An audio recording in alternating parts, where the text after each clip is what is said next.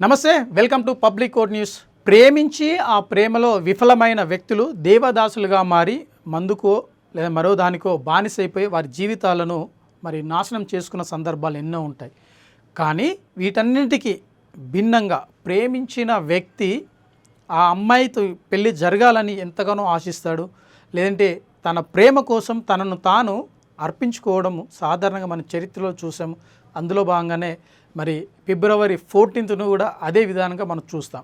కానీ రాజస్థాన్లో ఓ వ్యక్తి తాను ప్రేమించిన అమ్మాయి కోసము పెళ్ళి జరుగుతున్న సందర్భంలోనే వారిని దీవించేందుకు వచ్చి ఎవరైతే ఆ వరుడు ఉంటారో ఆ వరుడిని విచక్షణ రహితంగా కత్తులతో దాడులు చేసి ప్రాణాలు తీసిన సంఘటన మనకు వెలుగులోకి వచ్చింది. ఇలాంటి సందర్భాలు చూస్తే వారు ప్రేమ కోసము ఇంత పని చేశారంటే ఆ ప్రేమ ఎప్పుడైనా త్యాగాన్ని కోరలు, కానీ ఆ ప్రేమ ఒకరి ప్రాణాలు తీసేంత విధంగా ఉండద్దు.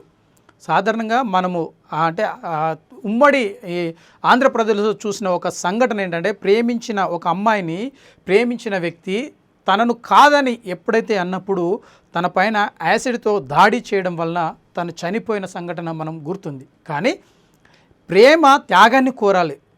నీవు త్యాగం చేస్తేనే ఆ మహిళ లేదంటే ఆ యువతి సజీవంగా ఉండగలదు, తను సుఖంగా ఉండగలదు.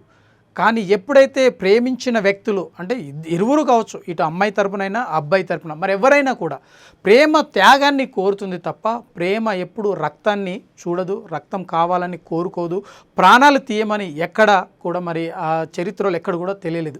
ప్రేమ కోసం ప్రాణాలు తీసుకున్న వారు ఉన్నారు, కానీ ప్రేమించిన వ్యక్తి కోసము లేదంటే ప్రేమించిన అమ్మాయి కోసం తమ ప్రాణాలు బలిపెట్టిన వారు ఉన్నారు, కానీ ప్రాణాలు తీసిన వారు చాలా తక్కువ. అటువంటి సంఘటన రాజస్థాన్ బిల్వార్లో జరిగింది. ఈ సంఘటన చూసినట్టయితే అందరూ ఒక్కసారి ఆశ్చర్యానికి గురయ్యారు. మాజీ ప్రేమికుడు ఆ ప్రియురాలు పెళ్లి చేసుకుంటున్నప్పుడు ఆ పెళ్లి సంఘటన ఆ తంతు జరుగుతున్న నేపథ్యంలో దీవించేందుకు వచ్చి ఒక ఫోటో తీసుకున్నందుకు వచ్చిన ఆయన కత్తితో విచక్షణ రహితంగా పొడవడంతో తాను చనిపోవడం జరిగింది. ఇలాంటి బాధాకరణమైన సంఘటనలు మనం చూస్తున్నాం. అంతేకాకుండా గత కొద్ది రోజుల క్రితం ఈ యాక్సిడెంట్లో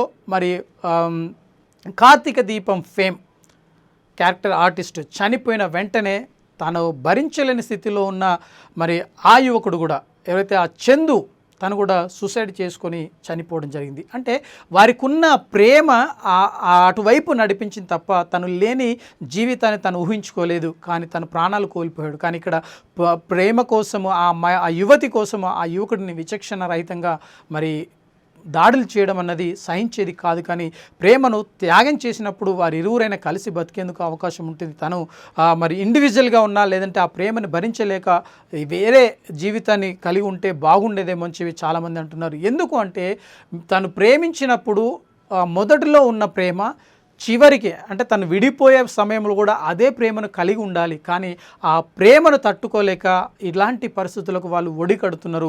ఇలాంటి సంఘటనలు చోటు చేసుకోవడం సమాజానికి మంచిది కాదు. కానీ ప్రేమ త్యాగాన్ని కోరాలి.